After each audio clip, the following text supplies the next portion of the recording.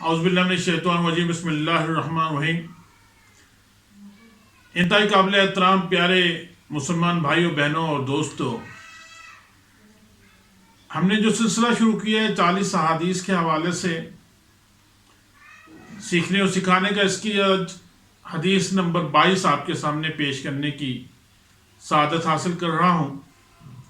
قال رسول اللہ صلی اللہ علیہ وآلہ وسلم وَإِيَّكُمْ وَالْحَسَدَ،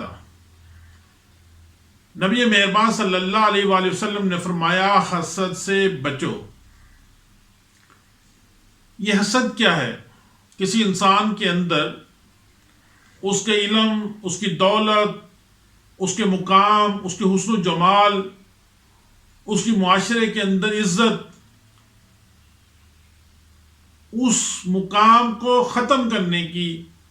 اپنے دل کے اندر خواہش کرنا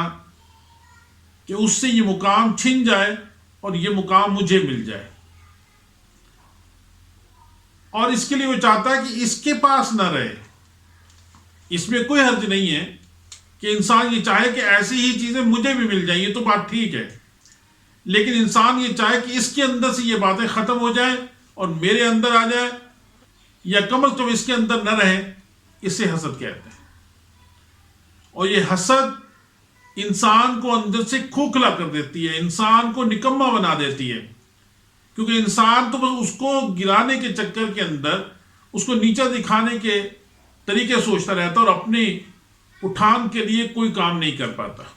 اسی طرح نبی مہربان صلی اللہ علیہ وآلہ وسلم نے ارشاد فرمایا کہ حسد نیکیوں کو کھا جاتا ہے۔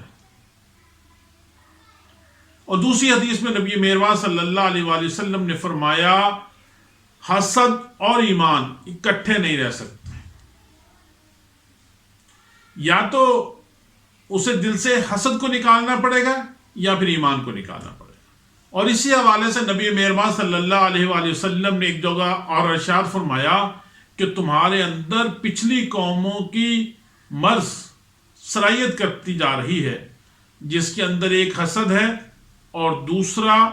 باہمی دشمنی، آپس کے اندر جو تمہاری دشمنی ہے، جو ٹکراؤ ہے، یہ دو چیزیں جو ہے تمہارے اندر بڑھتی جا رہی ہیں، اور یہ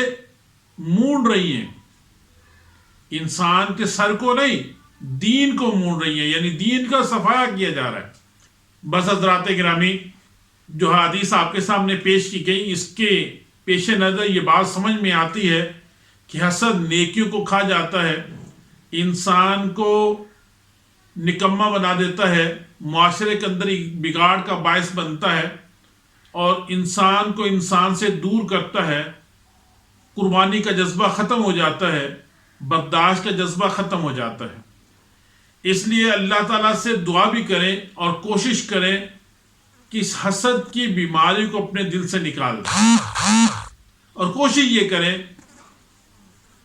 کہ اس انسان کی طرح ہونے کی کوشش کریں، اس کی بہتری کے لیے کوشش کریں، اس کے لیے بھی دعا کریں، اپنے لیے بھی دعا کریں کہ یا اللہ ہمیں اس حسد کی بیماری سے بچا دے، تاکہ ہمارے اندر ایمان بھی باقی رہے۔ یعنی حسد اگر جسم کے اندر رہا تو پھر ایمان نہیں رہے گا۔ اللہ تعالیٰ سے دعا ہے کہ اللہ تعالیٰ جو کچھ کہا اور سنا اس پر عمل کرنے کی توفیق عطا فرمائے۔ ہمارے اس چینل کو سبسکرائب کر دیں، بیل کے بٹن پر کلک کر دیں تاکہ آئندہ بھی آپ کے ہماری ویڈیوز ملتی رہیں۔ دعا میں یاد رکھیے گا۔ جزاک اللہ۔